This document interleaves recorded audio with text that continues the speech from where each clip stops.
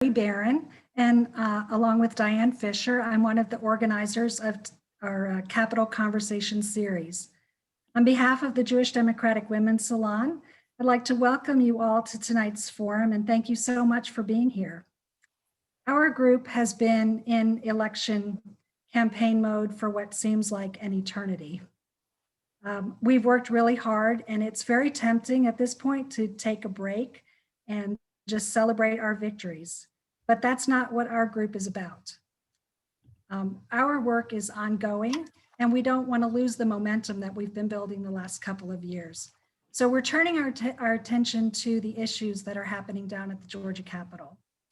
In normal times, many of our members would be planning to attend advocacy days down at the Capitol, like Moms Demand Action or Pink Out the Halls or Justice Day at the Capitol. But of course, things are being done very differently this year. So even though we can't be down at the Capitol in person, it's really important to stay informed and to stay engaged in all the issues that matter most to us. So hopefully tonight's conversation will help us do exactly that and help us become better advocates for the change that we hope to see. Before we begin our conversation tonight, I'd just like to make a couple of quick announcements.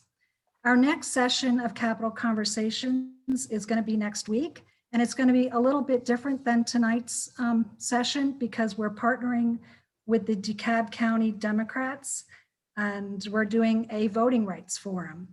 So please join us next Tuesday, February 16th at 6:30 p.m. for this important topic. Some of the speakers on the panel will be Majority Leader Senator Gloria Butler, Minority Caucus Chair Senator Elena Parent, Syra Draper from the Democratic Party of Georgia, and Hillary Holly from Fair Fight. So it's really going to be a very informative discussion. We need to be especially vigilant on this topic this year because the Republicans are attempting to suppress the voting rights of Georgia citizens.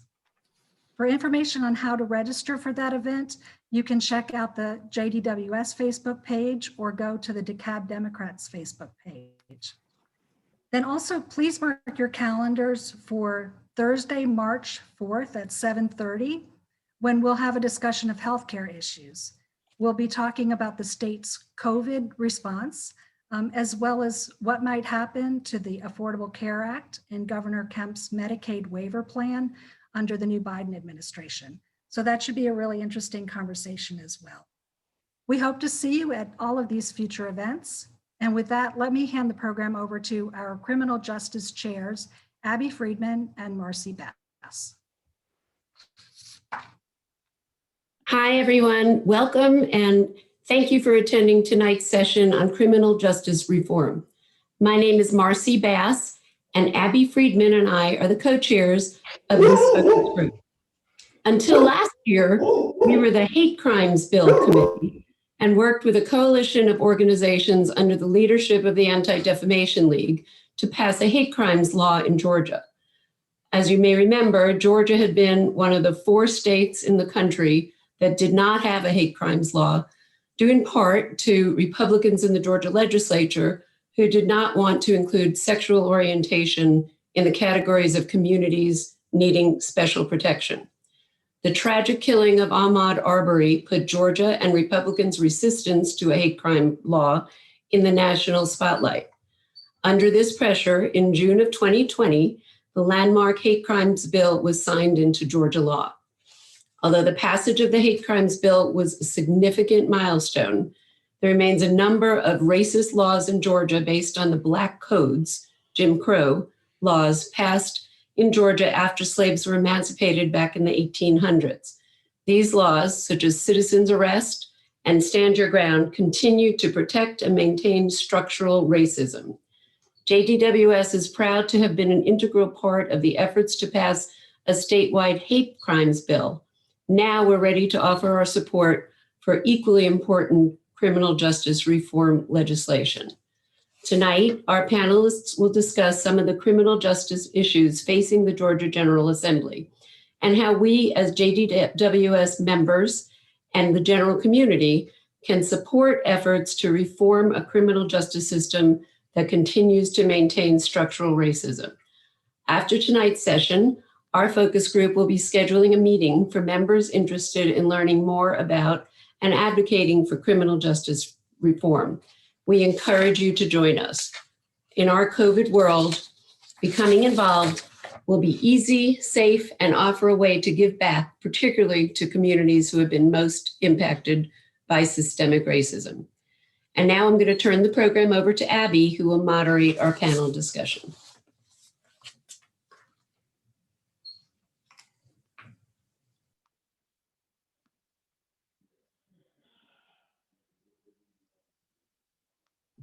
Abby, you're on mute.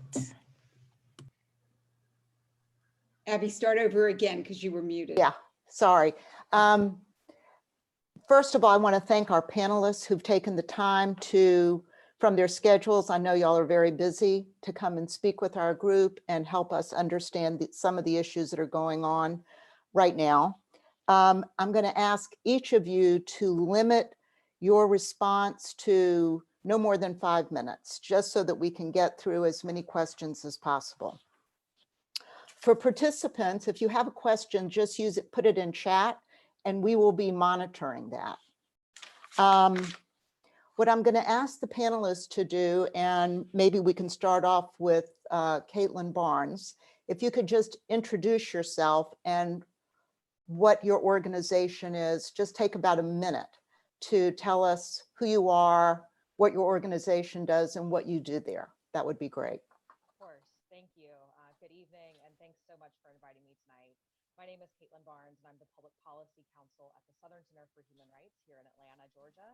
The Southern Center is a nonprofit law firm dedicated to fighting for a world free from the death penalty, mass incarceration, the criminalization of poverty, and racial injustice. I'm at the Capitol, working on these issues full time. I see my volume's too low, so I'm going to adjust it. Thank you. Thank you. And now, Representative Bodie, would you introduce yourself, your district, who you represent, and what you're up to these days? Yes, thank you so much. My name is State Representative William Bodie, and I represent Georgia House District 62, which is portions of South Fulton and portions of Douglas County. The cities within my district, East Point, where I reside, historic College Park, Union City, new city of South Fulton, and also Douglas County, Douglasville. So I'm very happy to serve in the General Assembly. I was first elected in 2016. And right now, as far as what I'm working on a lot of criminal justice reform legislation on one end and trying to fight some bad voter suppression laws on the other end. Okay. So glad to be here tonight. Thank you. Thank you very much. And now, Senator Kim Jackson, if you could tell us just briefly your district and a little bit about you and what you're doing. Sure. I'm Kim Jackson. I'm a first year. This is my first time being elected, and I served District 41, which encompasses Stone Mountain, Tucker, some parts of the northern area of Tucker, and also a small portion of Gwinnett County. I'm happy to serve in the Senate, where we are working very hard, very much like the House is, to fight some bad bills, but also doing some really important work around criminal justice reform and making sure that Georgia citizens are well cared for. Okay, thank you. And finally, but importantly, Representative McLaurin, if you could tell us a little bit about yourself. Hi, thank you. My name is Josh McLaurin. I represent State House District 51. That includes parts of the cities of Sandy Springs, Roswell, and Johns Creek. I serve on the House Judiciary Non-Civil Committee along with Representative Bodie, and we work on lots of criminal justice issues that come through that committee. It's the primary committee for that. Just today, I had a subcommittee hearing, and I'm on a different subcommittee than Representative Bodie, so he goes to the other one. But even just today, we were pushing back on some things that were ill-conceived, and it's a constant struggle. And it's hard because I think, and this is something we'll probably talk about tonight, but with criminal justice issues, it's very easy to oversimplify the narrative and the story and to focus a lot of attention on the negative and on mistakes that people have made. And it's a lot harder to build something and to build a narrative of rehabilitation and a just and humane society. And so one of the challenges we face every day is finding a way to take those ideals and those values and filter them into a more technical and less forgiving environment where there always feels like there's less oxygen for those arguments. So that is what, in the broad strokes, kind of what we're up to. I can talk more about some of the specific legislation we're working on if there's time for that, but I'm happy to be here tonight. Yes, we are going to get to some specific questions. So I just wanted the introduction. What we need to do is I'm going to ask the first question to Caitlin. And Caitlin, apparently people are having a hard time hearing you. I don't know if your audio is turned up or if there's a way you can make it louder. But if you would reintroduce yourself. And then my question for you is to if you could create a backdrop for the discussion tonight. A number of Georgia's laws were created a long time ago in response to the emancipation of slaves. Can you give us a sketch of that history to better understand the importance of reforming our criminal justice system and where we are today? Of course. Can you hear me a little bit better? Okay. Yes. Thank you. Apologies for that. My name is Caitlin Barnes. I'm the Public Policy Counsel at the Southern Center for Human Rights. Very grateful to be here with you this evening.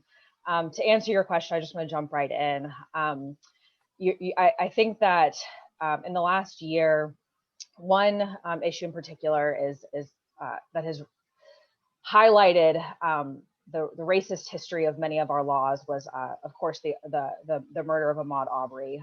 We're actually just a couple of weeks away from the anniversary of his death. And we know that some of the laws that empowered the men who killed him were codified in Georgia law right in the middle of the Civil War. So the citizen's arrest is one example of a law that was codified in 1863. And while we don't know a lot about why it was codified, we do know a lot about how it's been invoked over the last century. Time and time again, when white mobs would lynch Black people in the state of Georgia, they would do so claiming to be acting under the authority of citizen's arrest. This is something that the racist history of this particular law is something, again, that we've seen persist into the 21st century, not just with Ahmaud Arbery's case, but with others as well. And this is, I think that's one example of the way that our laws, while they may not seem racist or discriminatory on their face, they certainly have these underpinnings and can be used in racist ways. And that's really true of the entire criminal legal system, unfortunately. And so in her now canonical text, which I'm sure many of you are familiar with, The New Jim Crow, Michelle Alexander tells us that mass incarceration in this country arose as Jim Crow laws were eliminated as the newest iteration of social control over Black communities.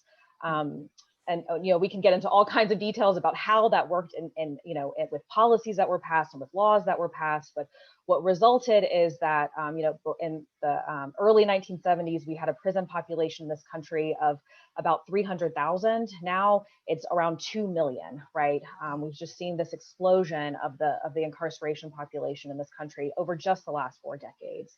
And again, that number on its own is startling, but when you keep in mind just how Black communities in particular have been disproportionately impacted by mass incarceration. In Georgia, for example, Black folks make up more than 50% of the people who are incarcerated in Georgia, but they make up less than 1/3 of the people in the general population.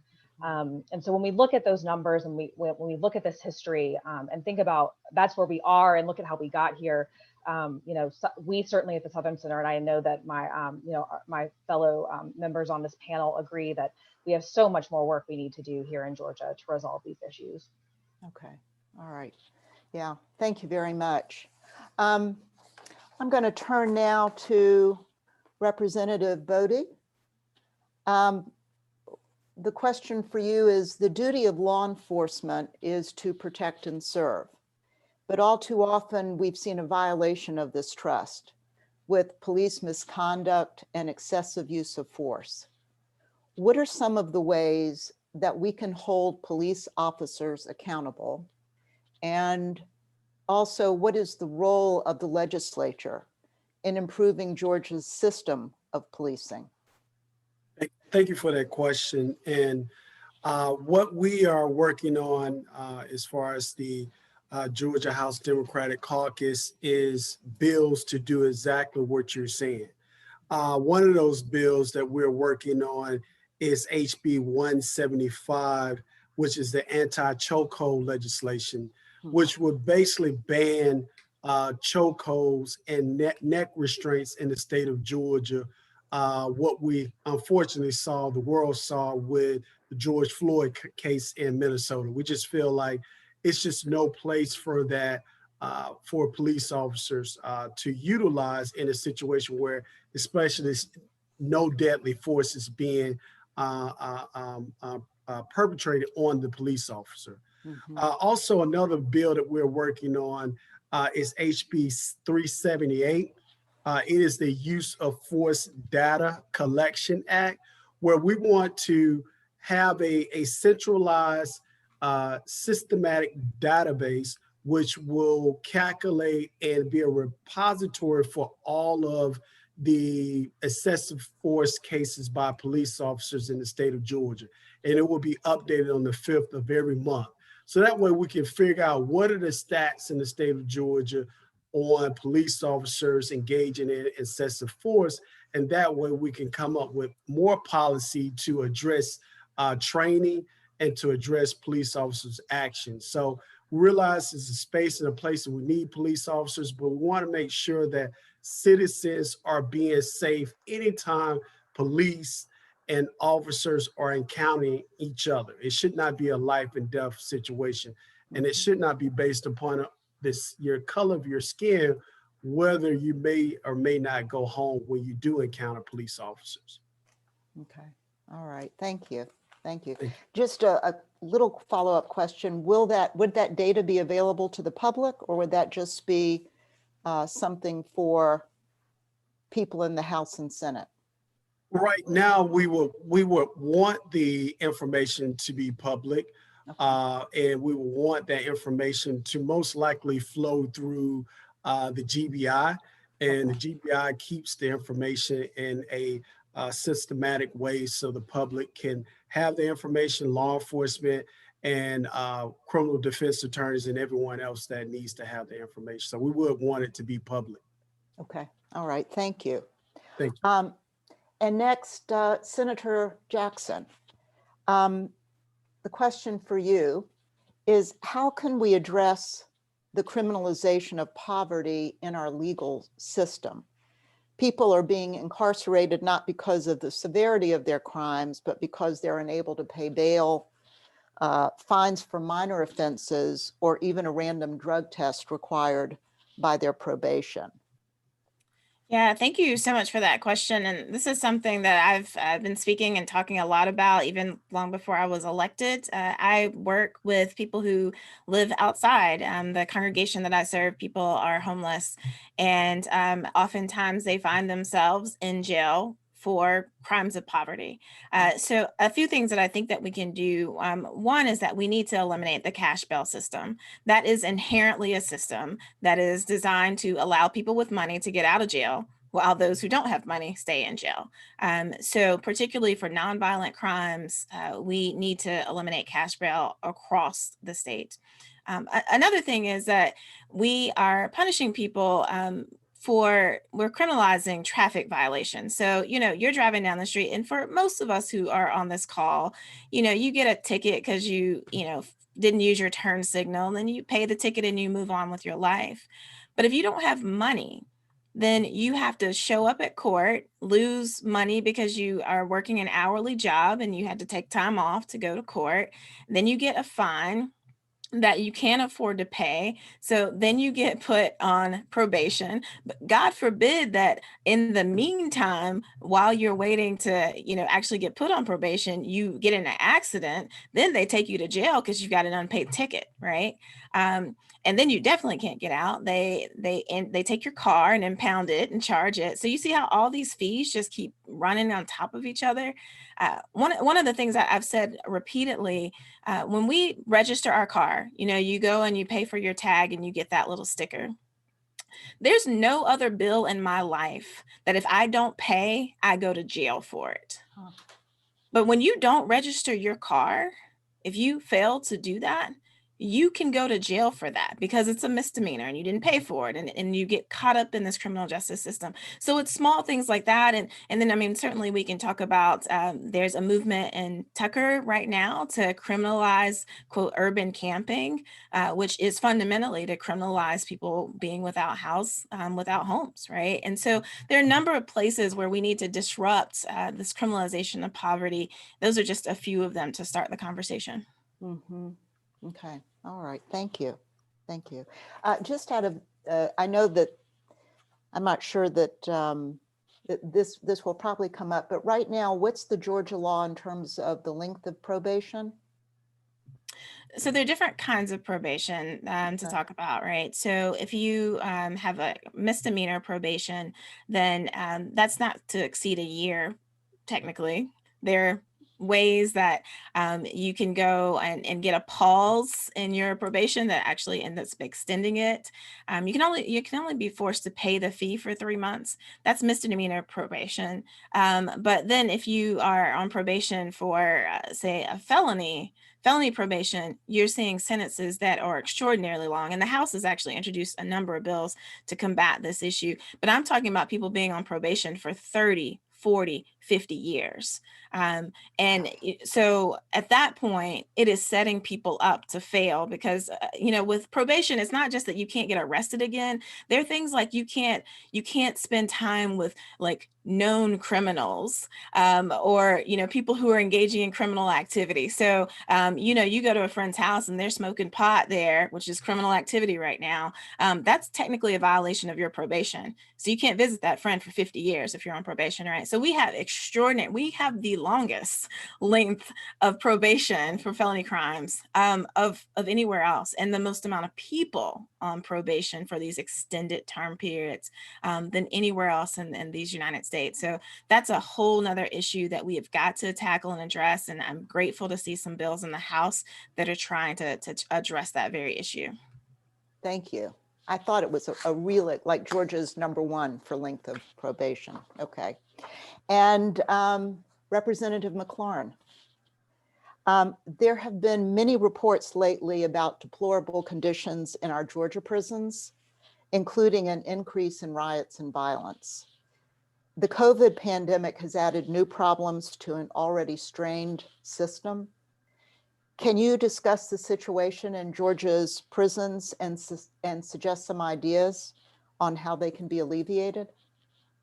Thanks for the question. It's indisputably some of the worst conditions in the country. The Southern Center has actually done a really important and effective job of keeping track of just how bad the allegations are. And there's already been correspondence with the Department of Justice to try to get some movement on that in the new administration. The DOJ could be a very powerful source of accountability for Georgia. It has been in the past, and hopefully there will be some prompt federal action to intervene. But basically the issue is you've got a number of problems that are all intersecting to cause violations of basic human rights in our state facilities, the Department of Corrections.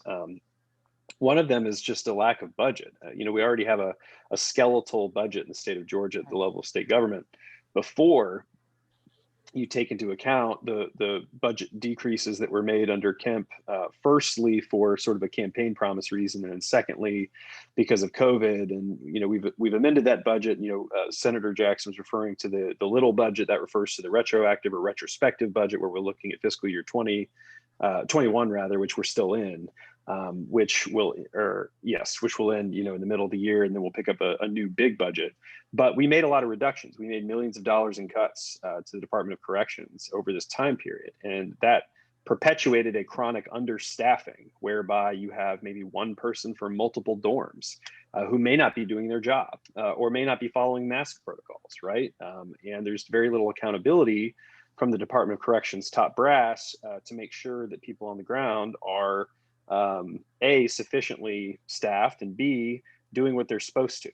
So I have seen videos, pictures, different types of media coming out of our prisons where essentially you've got chaos, you've got uncontrolled threats of different kinds. Like, for example, you've got, I've seen a video of a cell that's on fire for 15, 20, 30 minutes, and nobody's coming to put the fire out. And it's, taking, kind of sweeping through an entire cell and nobody's doing anything about it. Or, basic stuff like food that's uneatable, water that's undrinkable and brown, and facilities that are deteriorating to a point. And again, a lot of this doesn't have anything to do with COVID, but then you add COVID into it. Right. And you've got outbreaks in different dorms throughout facilities. And, like I said, people not wearing masks or given masks and not following the basic protocols that we all take for granted. We hold everybody in society to these standards by this point, months in the pandemic, and we're still not there in our prisons. But then some of the conditions, too, that the Southern Center documented were record levels of riots in Macon, for example, a lot of riots, and record numbers of homicides and suicides. And some of these statistics, as far as I understand, are as high in one prison, maybe in the Georgia system, as in entire other state systems combined. So we're setting records in the worst kind of way. And because of all these conditions, you would think DOC would be doing something about it. But the problem is there's a disconnect between the conditions on the ground and the top brass. And one of those reasons is there's no accountability. Two reasons for that. One is we have by law restricted the ability to gather evidence of these things. So you can't have cell phones, right, inside prisons. It's contraband technically. And so documenting some of these conditions is extremely risky for people who are incarcerated and can force them to run afoul of rules that can subject them to disciplinary actions, right? And when I have tried personally to get in touch with the Department of Corrections, their government relations people are always very polite, but their responses are very summary. They only respond to things they have good answers for. If I ask questions like, I've heard that the fire alarm is malfunctioning at a prison and has been going off for hours in the evening where people can't sleep every single night for 4 or 5 days straight, like a form of torture. I don't get a response to an email like that because they can't deny it, right? Because it really happened. The allegations are true. So I'm working on a couple things. One is a bill that a lot of people have talked about for a very long time, which is to re-enfranchise, to give voting rights back to people convicted of felonies, because then maybe if you can choose your elected officials from prison and elected officials have a reason to be responsive, they have a reason to go get votes. I mean, it's just a basic democratic principle. You're accountable to the people who elect you. So that's number one. And number two is I'm going to be introducing a subpoena resolution that would authorize the House to, just like Congress we see on TV, to issue subpoenas to the Department of Corrections to force sworn testimony, production of documents regarding the conditions in these facilities to try to get a little more oversight. So some of these are symbolic gestures from the minority because they have no chance of really being adopted by the majority. And that's very sad. But you never know. And part of this job is even when things look bleak and you have very little real probability that something's going to change in response to your actions, you still push, you still have faith, because if you stir up the pot enough and you get enough people talking about the issues at hand, then hopefully there's enough pressure to make a change. So that's where we are now with the state of DOC facilities. It's very, very sad, and we're moving the ball as best we can, but it's an uphill climb. Wow. I mean, it sounds bleak. It really does. And of course, there's, between what all of you have said, is there seems to be there would be an interaction between probation and not being able to pay fines, and then being in jail or prison, and a lot of other things. Given, we asked you specific questions, but there's a general question I wanted to ask, which is, I guess the first is that the Democrats are the minority party. It is challenging to get your legislation passed. what at this point looks like it might have gained some traction with some bipartisan support in terms of criminal justice reform for this session. And anyone can speak up. Briefly, I'll just say the Governor Kemp has expressed support for repealing the citizens arrest law alluded to earlier. I think that's a point of the Ahmaud Arbery case really did bring together some bipartisan sentiment. And the citizens arrest law being from 1863, being so transparently about trying to run after and capture people who were enslaved and bring them back. I mean, the narrative is so bad. I think the Republican Party, for a lot of reasons, is trying to get away from being associated with that type of thinking. So repeal of citizens arrest is something on the agenda. I'm hearing that the senator who's in charge of the Judiciary Committee, and maybe Senator Jackson can speak more to this, I don't know, but the Senator Strickland, is just what I'm hearing, is interested in limiting the length of probation in Georgia. So that might be one way that they try to let some of the steam out of the tension that is created by such a bad situation. They're not going to move as far as we want, but hopefully some action to get people out of correctional control is forthcoming. Okay, thank you. Anyone else on the panel want to respond to that? Yeah, I will affirm Josh's statement about Senator Strickland. You know, he is the chairperson of the Judiciary Committee, and so he has a great deal of weight. And I'm not quite clear that the appetite is enough to actually carry that bill over. We have some really good statistics that let us know that after a person has served probation for 3 years, if they haven't had any run-ins in 3 years, that they're good to go. And so Brian Strickland, he understands that and is really trying to push for that. We'll see what the larger committee does. I just dropped a bill yesterday, and people don't necessarily think about this as criminal justice, but I dropped a bill that would mandate the DOC to issue identification cards to anyone who is released from a Georgia state prison. It gives people a fresh start. It gives people an opportunity to get a job. It helps people stay out of homelessness. And that is a bipartisan bill. It's signed. I'm on the Public Safety Committee, and I do have 2 Republican lead signatories on that.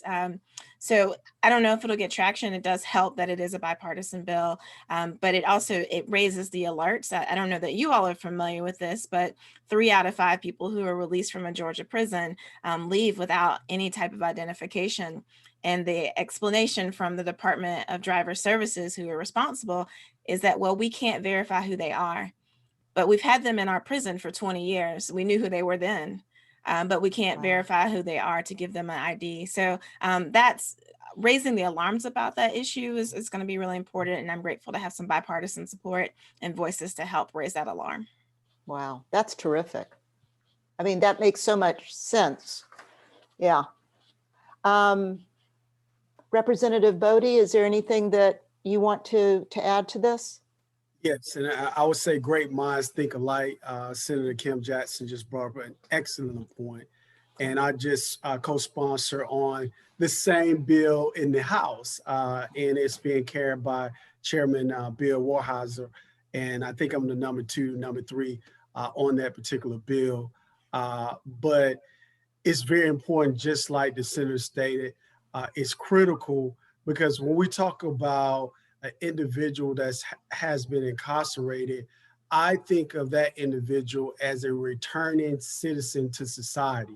And what better way to return to society to have a state ID so you can do the small nominal things that a citizen needs to do. But it's also, I believe it's going to be appetite for other bills as well on the criminal justice reform side. It might be some DA oversight bills that may move forward. Some better than others, I would say. But it is an appetite for criminal justice reform legislation. The House Democratic Caucus has filed numerous pieces of legislation dealing with criminal justice reform. And we're going to just keep pushing, as my dear friend just stated earlier, Representative Josh McLaurin, and we're going to see what happens. You find out, even though we're in the minority party, as session continues to move forward, it's always a place for things to get done where you thought that it was not possible at all. So we're just going to keep pushing good legislation and see what happens. Okay. And there was a question, do you know the number, the ID bill number for that legislation? I will find it. It was literally just filed. So I will Okay. find it and put it in the chat. Okay, all right, thank you. We had another question about what the status of the anti-gang bill that was introduced last session.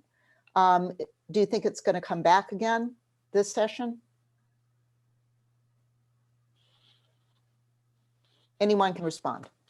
I can speak briefly. Yes. Thank you. Caitlin, did you say you had something I to can say? speak briefly to this. Okay. So this was just a quick intro. This was a really, really punitive bill that really pulled all the levers when it comes to criminal penalties for gang related activity. Would have been especially harmful for young people, and particularly young people of color. And we work, Southern Center and our partners work really closely with folks on this call to try to mitigate the harms that bill would cause, and got it to a place where I would not say that, well, no, Southern Center would not have supported it in the form that we last saw it at all. But then COVID hit, and the session was suspended, and I can say that we have not heard really mention of it in any form since before the pandemic started. And I don't know if the lawmakers on the call have more intel than I do about that. So hoping that we maybe have seen the last of that for now, although there are other really punitive bills that have been introduced that may be worth mentioning that do need some opposition. Okay, and what are those bills? Sure. So Senate Bill 10 is the one that has gotten me the most busy, me and my colleagues the busiest this week. This is again, in some ways very similar to the gang bill in that it is a very punitive response to what in some ways is kind of typical young person behavior. And this goes after street racing, which I know is an issue that has been a concern among particularly Atlanta and the adjacent communities over the course of the pandemic, has caused some public safety concerns, has more than that caused some nuisance concerns. And this bill, Senate Bill 10, was introduced, and it creates new crimes and increases penalties, and makes it easier to take people's vehicles away from them, which is all really, really harmful, especially in a pandemic. All of those all of the outcomes that could come from this are particularly harmful right now. And we have been working with both local and state lawmakers on this issue for a while now, trying to get them to think a little bit more creatively about some solutions to this problem, right? Working with the car enthusiast community to figure out some ways to discourage this kind of behavior in ways that will actually work, because what we know, unfortunately, is that increasing criminal penalties does not deter misconduct. It just doesn't work. That knee-jerk reaction that we all feel, which is understandable, it doesn't get us solutions. Things that have worked in other jurisdictions are things like designating racetracks for people to gather and promoting events for young people to gather and things like that. So SB 10, Senate Bill 10 was introduced last week. It was heard yesterday afternoon, actually. It was hearing only in a subcommittee in the Senate. It didn't get a vote. But if you, and I'm going to give some information in the chat a little bit later about how to get action alerts from Southern Center. So that, if it does come up again for a vote, we will absolutely want everyone on this call to reach out to committee members and their representatives, to their senators rather, at this point, to urge them to vote no on Senate Bill 10. Okay, all right. And I'd like to jump in really quickly and just say something that I think Caitlin's in not as easy of a position to talk about, which is, as far as I'm aware, all of the sponsors of that bill are Democrats. And that's something that we all need to be mindful about. I think it's really easy when we're in our campaign mode to think about Democratic good, Republican bad, or we have easy, well-defined teams. But the push for justice within the criminal legal system doesn't always have easy partisan boundaries. And it's something that if we're really devoted to it, we have to articulate our values courageously in some cases, because it means that we could be disagreeing with our friends. And so I think it's really a testament to the Southern Center's courage and commitment to the issues that they have put up the fight they have on a bill that involves people that they would be allied with in some cases. And so it's a challenge to all of us to really take stock of our values, the positions we take, and to think critically about what a more just society really looks like. So I commend Caitlin. I just wanted to add that extra layer of appreciation. Yeah, no, that's very interesting. Can I? Yes, please. Yeah, and not only are they Democrats, but they are also Black legislators, and I think that's important to note. And so when we've been fighting this issue in Atlanta, in the city of Atlanta, because they've had really punitive bills introduced as well, a large part of the Southern Center has been saying, you know, these are white buckhead folks who are upset about, you know, young Black kids coming into their neighborhoods and street racing. But here we are on this side, and we've got mainly DeKalb County Black senators who signed on to this bill. And so, yeah, we have to dig deeper than the labels that we normally assume in terms of when it comes to criminal justice. Here's the thing: street racing is a real issue. It is a problem. But the way I talk about it with my fellow senators is that it's like having an infection in your finger, and you go to a surgeon who says, well, let's just cut your finger off. That'll take care of the infection. When if you perhaps gone to someone else, they would say, well, let's give you some antibiotics and save your finger. And so, you know, that's what this bill does, is it cuts the finger off, and it's incredibly punitive. It seeks to take people's cars away. I mean, it's all the things that we don't want for criminal justice. And so the solutions may cost money. They require creativity. You know, they require partnerships, and Caitlin kind of named those things. But at the end of the day, I think if we're going to be true to a call to keep fewer people, particularly fewer brown and Black young people, out of jail, then we can't support bills like this. And if we are deeply invested in making sure that particularly Black communities have access to transportation, then we cannot support bills like this. And so creativity is required in this, and money may be required to modify streets. But Senate Bill 10 is just not acceptable. And the last thing I'll say about this is that our own commissioners in DeKalb County wrote a resolution essentially calling for us to pass Senate Bill 10. And again, I think that is a failure of creativity and a failure to think, it's seeking to cut the finger off instead of really addressing the problem. Somebody asked in the text, what is the argument for the bill? Do you understand where the support for this kind of bill is coming from? What's the rationale? I mean, the rationale is that people are street racing, and that there are people who have been in really horrible car accidents and have been killed. The rationale is that it is dangerous. The counter argument, of course, though, is that we already have laws on the books, like felony vehicular homicide already exists, right? But the rationale is it has increased, it's dangerous, we want to keep our people safe, so let's try to address this. That's why people are asking for it. Okay. And we can be honest too, a lot of it's about noise and aesthetics. And so people who care about noise and aesthetics will use a public safety argument to push for tighter regulation on something that they feel like doesn't belong in the community for reasons that maybe don't affect them or people they know personally. So it's a complicated policy ecosystem. And I think we have to be honest about what some people really want out of this. And some people are willing, as we all know, to put ideas, problems that they don't want to confront completely out of sight, out of mind. In a criminal legal system, that means people. It means putting people out of, society in a lot of cases. So it's too drastic and disproportionate a response. Yeah. I have to say, just speaking for myself, and I think for everybody else, all of you have really provided some really insightful and thoughtful information for us to chew on. But now I'm going to ask you the really hard question, which is, what can we do as grassroots advocates? How can we support criminal justice reform? as grassroots advocates. And anybody can jump in.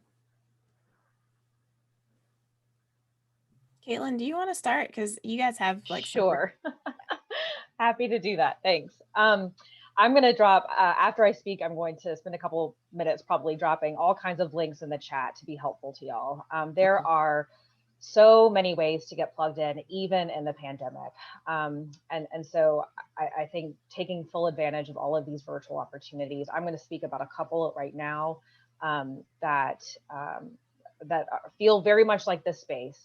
So Talk Justice Tuesdays are a weekly event series that the Justice Reform Partnership hosts throughout the legislative session. We focus on a particular issue each week and really deep dive, hear from experts about what Georgia can do on issues like juvenile justice and pretrial matters. Our next event this Tuesday is on extreme sentencing. And so we'll actually be hearing from Rabbi Lydia Medwin about the death penalty, abolishing the death penalty in Georgia. And we'll be hearing from a panel of impacted individuals about mandatory minimums.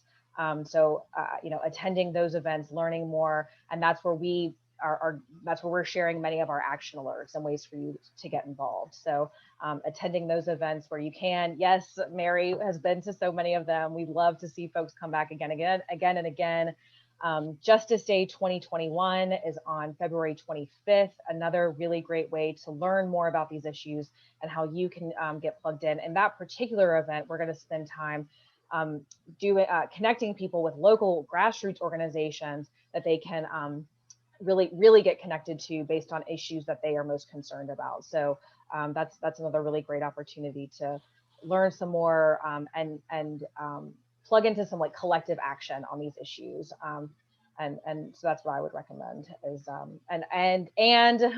please follow Southern Center, all of our social media. I'm going to give a link to our newsletter. We are always posting action alerts. There is always someone to call or something to be done about good laws that are being proposed, about really bad laws that are being proposed. Yeah. And I'll also drop in a couple of other organizations that also are really good with action alerts. So just getting those things and letting those of us who do this full time, do the hard work of culling, what is important and who do you need to contact. And we try to make it really easy for you to plug in. So I'm going to share all of those links now in the chat. That would be terrific. Yeah, I went to your website and it offers an enormous amount of information, which is very, very helpful. And from our legislators, Senator, are there other things that you could suggest for our group in terms of becoming more involved in criminal justice reform? I mean, I want to encourage people to, when we have issues like street racing, to take a step back and to dig into these issues, to really think through these issues with a racial lens, with a racial equity lens, and with a criminal justice lens, and then have conversation with your peers about what you discover. I think that's really important. And then lately, I've been encouraging folks who live in the suburbs of Atlanta to lean on. In the Senate, we still have a few Republican senators who represent the suburbs, and those senators tend to be much more moderate.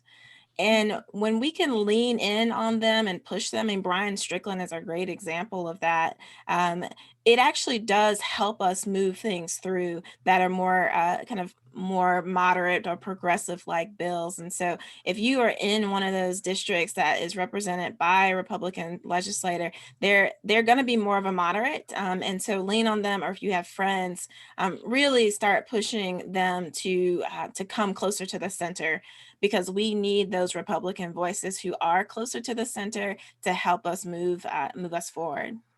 Okay, all right. So really you're talking about trying to get more people informed and sort of in our network, but in general. And okay, all right. Yeah, and especially those who live in Republican districts who are in the suburbs. I mean, if you live out in Charlton County, you can write you can write her all day with your Democratic leaning beliefs. But if if you are represented by a senator who's Republican who lives in the metro area and the suburbs, they're tipping. You can tip them over with enough phone calls, with enough emails. They actually are malleable, and I think we need to take advantage of that and push their malleability. And how would we, just for our members, how would we identify those? I mean, because we have a number, probably the majority of the members of the Jewish Democratic Women's Salon live in Sandy Springs and Dunwoody and Cobb County, East Cobb.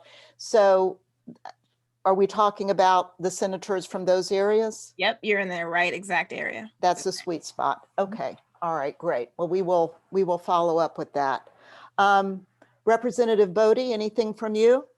Yes, and I think what Caitlin and Senator Kim Jackson just stated is just definitely on point. And I have to commend the Southern Senator as well. Caitlin, we were just on a call about 2-3 hours ago in regards to a major piece of legislation that's coming down the line, and they do the work. And so I'm very appreciative of that. But I'll also ask your organization to take one criminal justice bill that has been filed by Democrats, either in the House or the Senate, and really take that and run with it. And what I mean by that, one reason why the hate crime bill was successful, unfortunately, was dealing with an Ahmaud Arbery, but it was not, when we got back and reconvened session last June for those 11 legislative days, it was not a gimme that the bill was going to pass. It was a lot of hard work, but it was a lot of outpouring from citizens, from organizations like yours, writing letters, emailing, calling. You know, I mean, at the time, people would stand outside the Capitol with a poster board. It was just a lot of, I would say, intense positive pressure from the outside to get the bill passed, to get hate crimes across the finish line. And I appreciate what your organization did to help facilitate that. So if it's a measure such as banning anti-chokehold legislation or banning no-knock warrants, search warrants, whatever it is, take that issue and just give it the same life and energy like hate crimes, and you will see things start to change. And that's from the Democratic side and the Republican side, because we all knew that we could not leave last June without getting the hate crime bill passed on both sides of the aisle. Yeah, well, the national spotlight on Georgia kind of shamed the Republicans too, which sometimes that's what it takes. Representative McLaurin, anything from you? Sure. Everything that's been said is right on. And I'll just add one thing I always like to say when I talk about advocacy is I think people feel like there's a way that they have to do it. And, that there are rules and you have to be successful and it's all about making a change. I think it's always okay and appropriate and even better to start from inspiration, personal inspiration. If you have a personal connection to an issue, whether it's a story or a depth of knowledge, or just that you just care about it, I think that bringing that authenticity to your work and your advocacy is the secret sauce. I mean, that's the currency that drives people as human beings to respond, whether they're legislators or whatever role they play. And so we always advise people not to go click as many one-click emails as you can that make it super easy to just rocket off a bunch, because we recognize those as such. We see the form emails in our inbox. We know what they are. We know that people aren't expecting a personal response. But if you write the email yourself, it doesn't have to be a novel, but if it's 2-3 paragraphs in it and it's written in your own voice, those always jump out in my inbox. And I think that even if you, just like Senator Jackson's saying, even if it's somebody from the other party, they're still a human being and they're still reachable. And you just got to take the leap of faith. We're taking a leap of faith when we drop bills, just like you're taking a leap of faith when you write a personalized note to somebody that may not be a receptive audience. So I always encourage folks to keep that personal touch alive. Okay, all right. And just out of curiosity, do you have any sense of how many emails or letters or calls can make a difference in, in someone's email or what they receive? I'm just curious, if we have 1,600 members and we had a third of them write emails or letters, It's a good question. I think there's two categories of emails. There's the Okay. kind that everybody walks around and says, yep, I got 500 of those. And then there's the one special one that you read it, it's got a personal touch and it changes your day. Or the person who comes to testify at committee and it just changes the atmosphere of the whole room because the person's story is so compelling. So, you know, if you write an email that means something to you and 1,500 other people do too, then that's, you know, none of us can game any of this out. We're just kind of casting our best shot and seeing where it lands. Okay. All right. Thank you. Thanks to all of you. I am going to pass this on right now to Valerie Haybiff. I think somebody just posted a question. We won't have time for that right now, but I'm glad that there are more there's more questions and we have time for it. That's a good sign. Valerie?